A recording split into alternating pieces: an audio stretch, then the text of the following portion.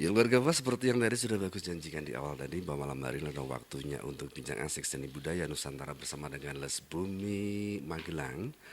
Dan malam hari ini kembali hadir menyapa keluarga Fas. Beliau adalah Gus Ayis yang beberapa waktu yang lalu sempat hadir juga menyapa keluarga Fas dengan temanya seni dalam perspektif hukum Islam atau fikih. Dan malam hari ini insya Allah kembali kita akan lanjut, karena di kesempatan yang lalu ini uh, bisa dikatakan belum semuanya tersentuh oleh beliau. Dan Alhamdulillah malam hari ini beliaunya sudah ada di tengah-tengah keluarga Fas. Assalamualaikum, selamat malam Gus Ayis. Waalaikumsalam warahmatullahi wabarakatuh. Selamat malam Sugeng Dalu sedaya keluarga Fas FM. Sehat semangat nih Gus ya? Alhamdulillah selalu adem-adem tapi semangat. Adem-adem tetap semangat aja. Gus, ini kan bisa dikatakan ini kan kelanjutan ya, kelanjutan dari apa yang sempat kita bahas juga di tanggal 29 Juli 2024 tentang seni dalam perspektif hukum Islam atau fikih. Dan ini kita mau lanjut lagi, dan kemarin sempat juga disebutkan tentang batasan-batasan secara umum ya tentang seni dalam hukum fikih. Kemarin juga belum sempat semuanya bisa tersampaikan. Mungkin di malam hari ini Nyun Sewu bisa dilanjutkan kembali Gus tentang batasan-batasan dalam berkesenian, kemudian yang sesuai dengan mungkin kaidah-kaidah fikih yang ada. Monggo Gus. Ya. Alhamdulillah. Selamat malam Sugeng Dalu sedaya keluarga Fas FM Family Radio.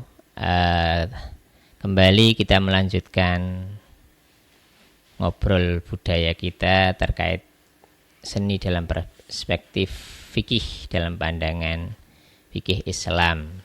Seperti kemarin kita singgung bahwasanya seni itu bagian dari hidup.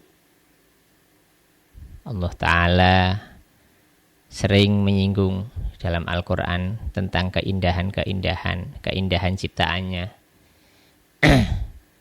Manusia, Allah menciptakan langit, wajalnas sama'a burujan wazayyannaha linnadhirin. Allah jadikan di langit itu ada gugusan-gugusan bintang yang wazayyannaha linnadhirin, dan itu menjadi sesuatu yang indah bagi orang-orang yang melihatnya. Dari sini manusia itu diberi keluasan untuk berekspresi. Ekspresi yang ketika Allah Al-Khaliq itu menciptakan, manusia diberi ruang juga untuk meniru. Maka ada sifat-sifat Allah yang kita hanya ta'aluk, bergantung saja. Tetapi ada sifat-sifat Allah yang kita menjadi mulia kalau kita bertakhaluk, kita menirunya. Jadi manusia diberi kemampuan akal, diberi rasa, kemudian terciptalah seni. Jadi seni itu ekspresi kemanusiaan, ekspresi naluri manusia. Tetapi dalam perspektif Islam, fikih Islam tentunya yang ditonjolkan itu adalah moralitas. Jadi bukan sekedar ekspresi tentang keindahan, tetapi ada ekspresi keindahan itu berbasis moralitas, kepantasan sebagai manusia, sebagai yang diberi mandat oleh Allah Subhanahu wa Ta'ala untuk mengelola bumi ini. Ngaten Mas, bagus. Iya, oke. Ekspresi dengan moralitas dan juga kepantasan seperti yang barusan disampaikan oleh beliau. Dan kalau kita bicara soal ta'aluk dan juga tahaluk ini, seperti yang tadi juga disampaikan oleh beliau, ini kalau kita bicara soal bergantung dan juga meniru, berarti ini semua seni yang ada ini sah-sah saja. Sah-sah saja. Atau mungkin dalam pengembangannya yang mungkin agak ke kiri atau ke kanan mungkin gitu ya. Ya, secara umum itu sah, itu tadi. Ruang-ruang yang oleh Allah Subhanahu wa Ta'ala diberikan kepada manusia itu sebagai makhluk. Untuk mewujudkannya sebagai bagian daripada mandat menghidupkan bumi ini dengan nilai-nilai penghambaan kepada Allah. Maka ekspresi itu diwujudkan dalam seni. Dan itu hal yang wajar. Maka kemudian fikih itu memandangnya tidak kemudian serta-merta haram atau tidak kemudian serta-merta halal, tetapi selama batasan moralitas, kepantasan itu masuk, ya tidak masalah. Apapun bentuk seninya. Ya, maka kemudian wujud, kalau dalam dunia Islam, katakanlah ada seni tulisan, ada kaligrafi. Ya. Tulisan mushaf Al-Quran di zaman sahabat itu yang seperti jenengan lihat, mungkin bisa dicari di Google seperti apa, tapi kemudian berkembang menjadi kemudian tulisan indah, khot kaligrafi. Itu kan keindahan. Nih. Ada Al-Quran seni tilawah.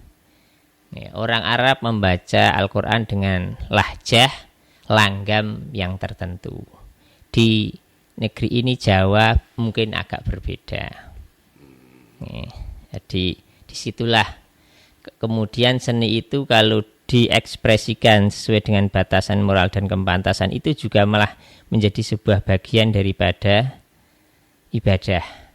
Maka tidak heran kemudian para ulama, para kiai, lebih itu wali songo, ketika mereka menyebarkan, beliau-beliau itu menyebarkan Islam, salah satu perantara wahana media untuk itu dengan seni, dengan dakwah, Mas. Maka muncullah wayang. Coba jenengan Mas Bagus, kita lihat wayang itu bagaimana para ulama wali songo saat itu mendesain wayang itu secara fikih tidak bisa dikatakan meniru menciptakan. Secara fikih tidak bisa masuk dari hadis yang Allah membenci orang-orang yang menggambar atau membentuk tidak seperti patung, tidak seperti gambar, tidak seperti gambar. Wayang nih, orang tidak akan mengatakan wayang itu sebagai gambaran prototip manusia, sekalipun wujudnya seperti itu. Itu apa cerdas dan arifnya para ulama wali songo ketika mewujudkan ekspresi seni itu sebagai bagian daripada ibadah, dalam hal ini sebagai dakwah. Karena bagaimanapun juga seni itu kemudian jadi wasilah. Maka kaidah fikihnya kan lil wasaili hukul maqasid. Wasilah itu hukumnya seperti tujuannya. Kalau tujuannya dakwah, ya wasilah wayang itu bernilai ibadah.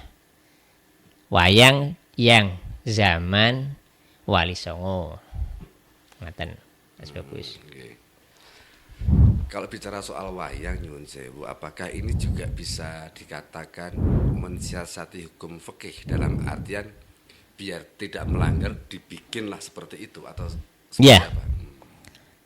Memang itu jelinya para ulama begitu. Di ekspresi itu tetap ada koridornya, itu tidak dilanggar. Tidak dilanggar, tidak membuat patung, tidak membuat gambar. Itu koridor itu tetap dijaga betul oleh para ulama. Ketika kemudian menyusun syair-syairan juga begitu kan. Pesan-pesan pesan-pesan moralnya, pesan-pesan akhlaknya itu kuat sekali, sekalipun dengan bahasa-bahasa simbol. Kalau kita dengarkan syair-syair yang kemudian masyhur di kalangan kita, yang orang pada tahu bahwasanya itu peninggalan para wali songo, kayak lir ilir, kayak Ya tembang-tembang Mocopat. Nggih, tembang Mocopat. Oke.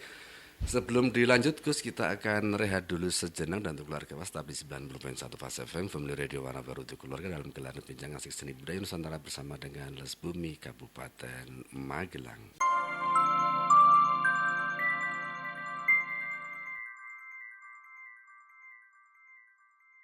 Ya keluarga Fas masih terus melaju dari kawasan Tegarjo Magelang di 90.1 Fast FM Family Radio Warna Baru untuk keluarga. Malam hari ini masih dalam gelaran bincang asik seni budaya Nusantara bersama dengan Les Bumi Magelang, dan malam hari narasumbernya adalah Gus Ayis dengan tema seni dalam perspektif hukum Islam atau fikih. Ini bagian yang kedua. Gus tadi disebutkan menyinggung juga tentang wayang ya, bahwa wayang itu dari bentuknya memang tidak menyerupai manusia. Saya pernah dengar itu Gus, katanya bentuk wayang itu menggambarkan sifat dari manusia. Ada yang koyo buto, ada yang koyo satrio segala macam. Nah kalau tadi disebutkan tentang mungkin bentuk wayang yang seperti itu, kemudian juga ada tembang-tembang atau syairnya juga. Nah sekarang kalau kita bicara soal gamelan, apakah ini juga masuk dalam hukum fikih juga atau ada sedikit yang berbeda atau seperti apa ini Gus? Secara umum sama, Pak. Itu bagian dari seni, dan jadi tadi saya katakan bijaknya para wali songo dalam hal ini, para ulama kita itu gamelan-gamelan itu dalam pandangan fikih. Sementara ulama itu tidak serta merta mengharamkan. Jadi haramnya itu efek dari gamelan itu. Efeknya. Ketika memicu gerakan yang, karena ketika ada gamelan, orang itu cenderung apa? Bergerak, mengikuti, bereaksi, joget, nari. Nah, ketika gerakan-gerakannya itu, di musik itu dihukumi tidak hanya sekedar bunyinya, tapi efek bunyinya itu bagaimana. Karena kalau bunyi, suara yang tidak bisa dihukumi kan. Sama dengan kalau dalam bahasa fikih, suara perempuan itu kan bukan aurat. Ini agak suara perempuan itu bukan aurat. Seindah apapun itu bukan aurat. Tetapi efek dari itu yang kemudian menjadi pertimbangan fikih. Nah, gamelan juga begitu, kecuali memang ada hadis sharih nas tentang keharaman 1-2 alat musik. Karena memang cenderung alat musik ini sebagai satu syiar orang-orang kafir, satu kemudian itu kebiasaan orang-orang yang ahli maksiat. Tapi secara umum gamelan yang kita lihat ada gong, ada macam-macam nih Kang itu luar biasa, efeknya kan tidak sampai seperti itu. Efeknya tidak sampai seperti itu. Yang mungkin disinggung para kiai sepuh-sepuh itu kendang, karena memang kendang efeknya, efek dari kendang bisa, tapi gong terus yang lain tidak. Justru bahkan ada makna-makna simbol yang selalu diterjemahkan oleh para kiai, para ulama dulu. Apa makna, kenapa gong itu maknanya apa? Selalu ada pesan-pesan agama di sana. Ada saloko di balik itu. Iya, ada salokonya.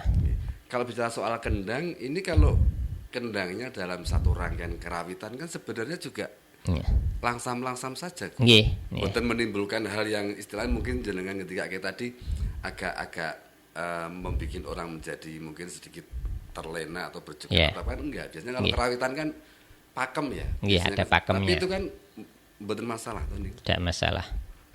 Berarti apapun bunyi dan suara ini yang menjadi masalah adalah efeknya. Efeknya. Efek dari bunyi atau suara itu. Apapun bentuk reaksi yang kemudian timbul dari hal itu. Reaksi manusia ketika timbul hal itu. Oke. Kemudian ini Gus. Jadi kalau kita bicara soal wayang, Mungkin ini nyinggung soal wayang dulu nggih Gus, karena tadi sudah masuk ke wayang, kemudian syairnya, gamelannya. Kalau wayang itu sudah mulai ini apa istilahnya ngelakon itu kan Ya. wis manut dalang ya, Ya. dengan gaya bahasa Nggih. masing-masing dalang. Dan itu pun tata bahasa juga ada kaidahnya sendiri gitu Ya. di situ. Ada pakemnya yang nggak boleh dilanggar juga kan. Tapi kan kalau sekarang kan yang namanya tontonan kan dibikin hiburan kan dibikin yang mungkin keluar dari jalur resminya. Nah, kalau yang istilahnya agak-agak apa ya, agak-agak rada nyimpang itu kalau menurut pandangan dari fikih. Nah, nggih. Ya, kita satu hal bahwasanya wayang kulit itu adalah peninggalan adiluhung dari Para wali. para wali. Itu satu hal. Kemudian perkembangan apa hak wayang dengan apa sekarang ini itu mungkin ya perlu dicermati. Jadi kadang memang koridor-koridor yang kemudian sangat hati-hati oleh para wali songo itu apa tidak kemudian diikuti, itu kemudian lepas dari itu. Saya tidak kemudian menghukumi, tetapi memang ada rangkaian. Kenapa sekarang wayang itu ulama sekarang, kiai sekarang itu cenderung apa? Lebih banyak yang apa? Kontra dibandingkan yang pro. Karena kemudian muncul sudah ada perempuan, ada sinden. Nah, sinden, dan ketika nanti pada tahapan tertentu guyonan-guyonan itu sudah sering. Nah, itu di situ.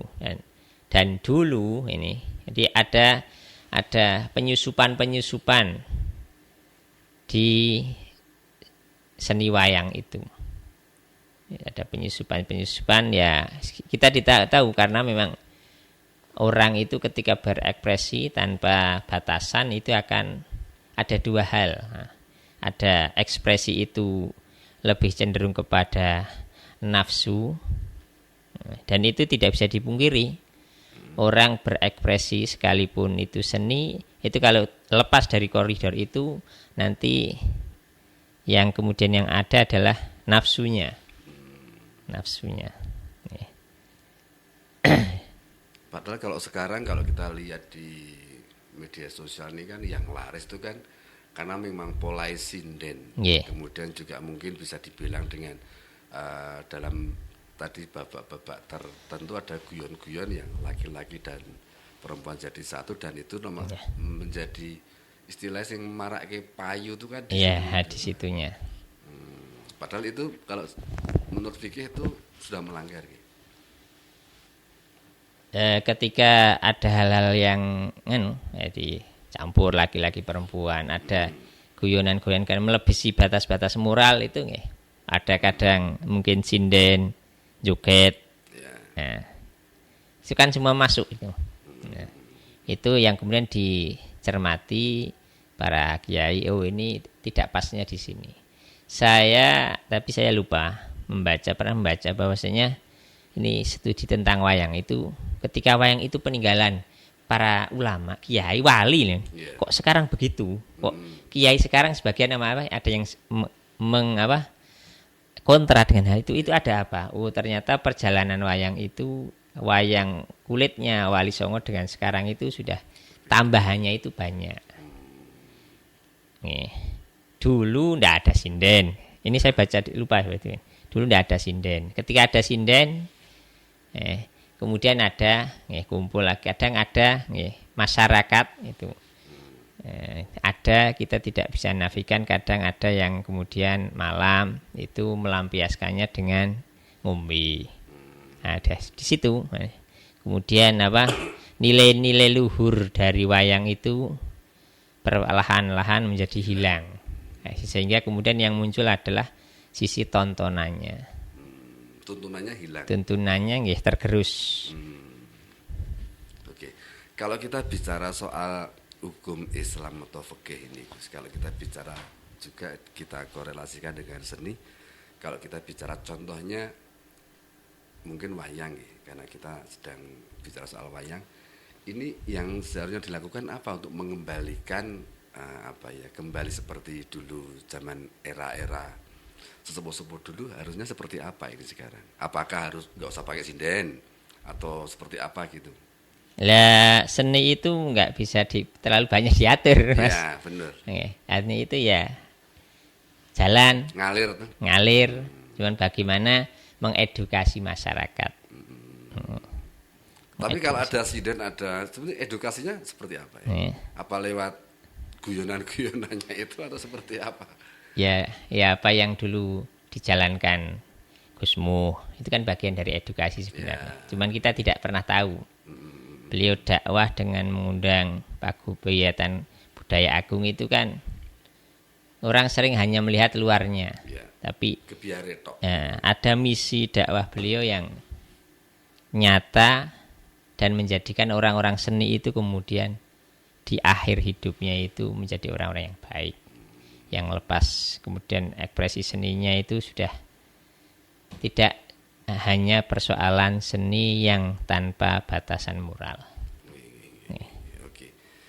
Kita kembali lagi soal dasar moralitas dan juga kepantasan ini, Gus. Kalau sekarang di era bisa dikatakan zaman berkembang ini kan, seni ini kan semakin bisa dikatakan tidak terbatas.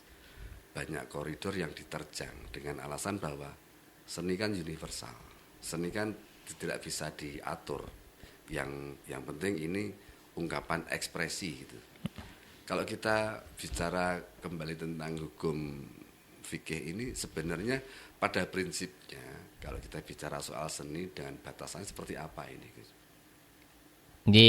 Sama tadi perkembangan zaman itu ekspresi manusia terkait seni itu selalu sebenarnya dua hal. Ada ekspresi yang murni bahwasanya ini wujud keindahan yang hakiki yang dibenarkan oleh agama, dan bahwasanya ini ekspresi yang kemudian ditumpangi oleh syahwat. Ini yang harus kemudian benar-benar difahami. Tetapi seperti tadi, ruang-ruang itu memang oleh Allah Subhanahu wa taala diberi keluasan untuk ekspresi itu. Tapi bagaimana menungso itu saged ini kepantasannya. Kepantasannya, maka mungkin ada berbeda mungkin. Ini ada di setiap daerah itu kan ada seni-seni yang khas. Seni-seni khas. Magelang akhir-akhir ini ramai dengan sorengnya. Ini karena disupport oleh pemerintah daerah.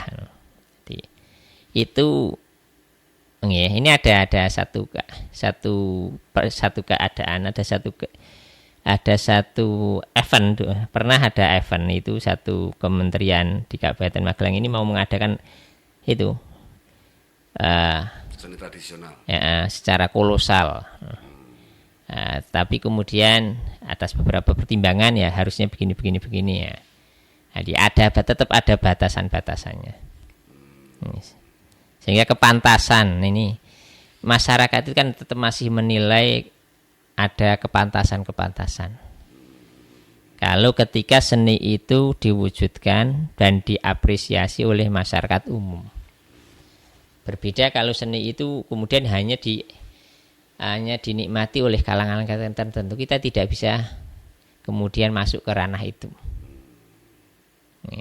Oke. Kalau kita bicara soal ini, Gus, seni tradisional, ini ada beberapa seni yang pernah saya lihat, mungkin ya pernah saya amati, itu kan kayak semacam menggunakan ritual sebelum acara dimulai lah. Nah itu kalau yang seperti itu ini pandangan dari jenengan terus bunyi, Gus? Saya sendiri kurang tahu pasti ya ritual itu seperti apa nggih. Di katanya ada, tapi kita tidak tahu. Jadi ritual semacam itu sekedar apa orang itu memastikan bahwasanya ekspresi kita ini ekspresi yang luhur dari sebuah peninggalan orang-orang terdahulu. Karena ekspresi kalau kita lihat ada seni wayang yang di Keraton Jogja itu kan dibuat oleh orang-orang yang dulu. Jadi itu bahasa kita itu untuk mungkin untuk menyambungkan menyambungkan dengan leluhurnya yang para penciptanya. Jadi supaya apa? Nanti apa ekspresinya itu benar-benar sesuai dengan yang dilakukan oleh para penciptanya. Sakralnya dapat gitu. Ya, sakralnya dapat ada. Tapi yang namanya ritual tuh sah-sah saja nggih.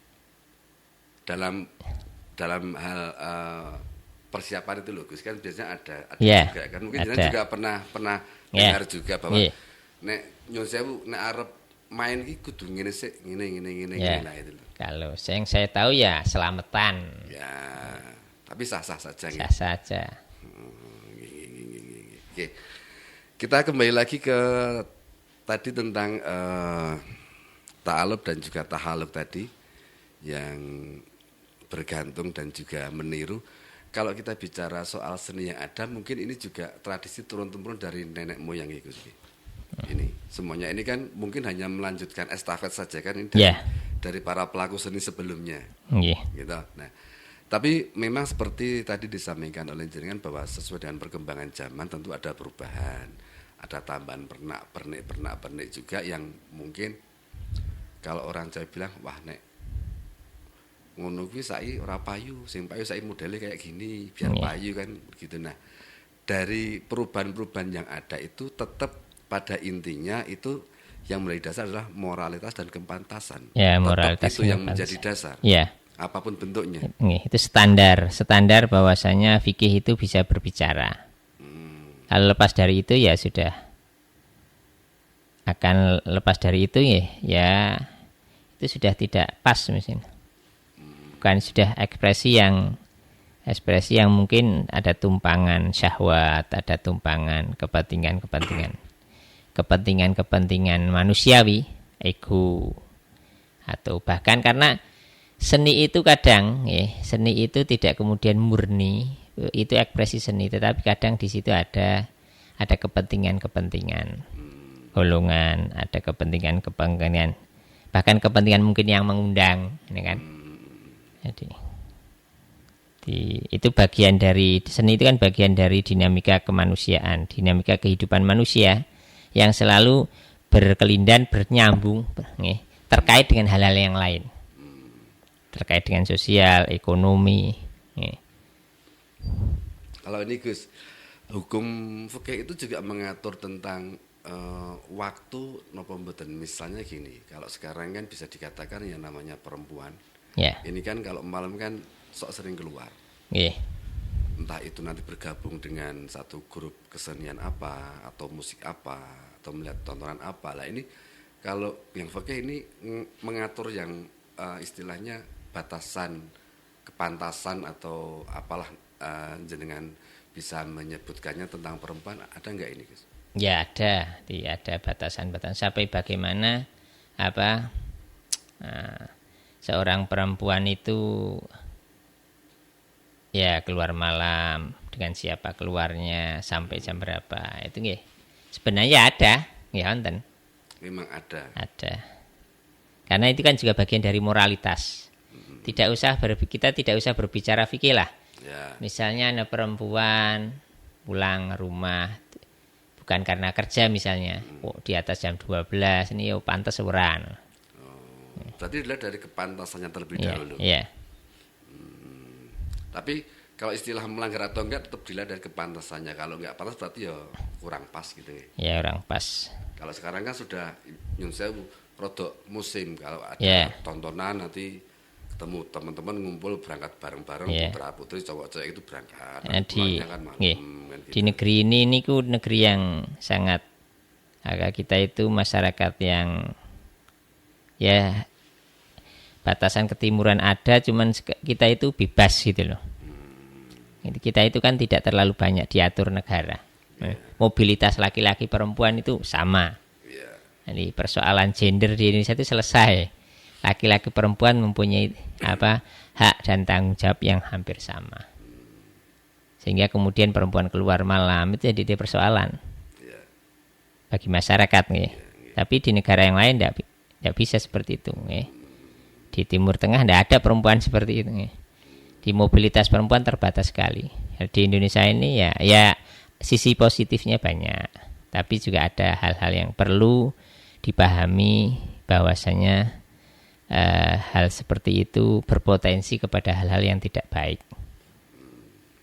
Tapi semua itu tetap kembali kepada dasarnya, yaitu moralitas dan juga kepantasan. Nggih. Oke.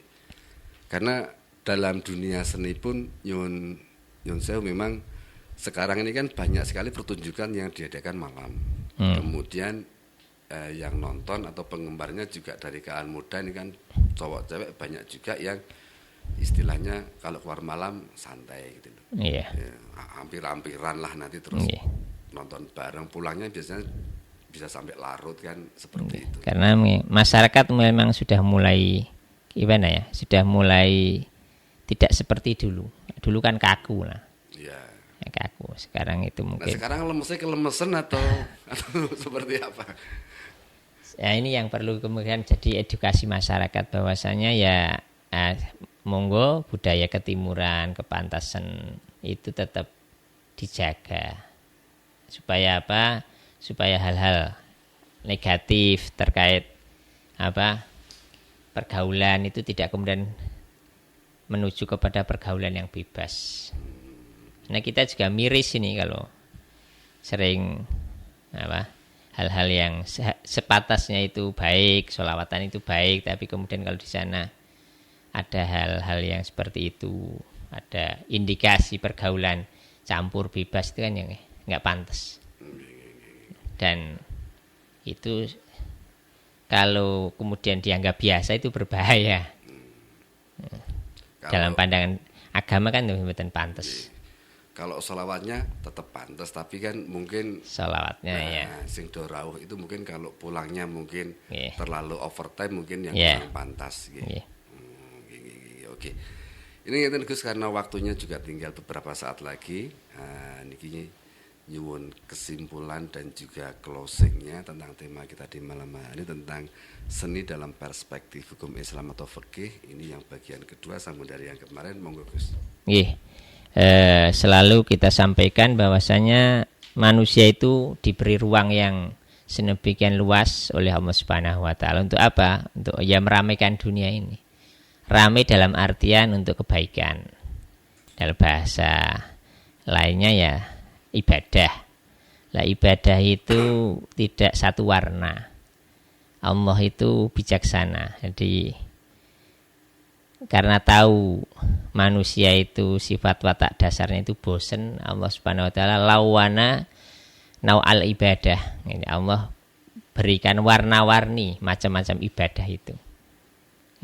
Nah, kadang ekspresi dari ibadah itu menimbulkan keindahan tersendiri, keindahan di batin orangnya dan keindahan dalam prakteknya. Nah, maka seni itu bisa menjadi bagian daripada ibadah kalau didasari niat bahwa ini satu, seperti kemarin saya katakan, membahagiakan orang. Membahagiakan orang itu kan ibadah.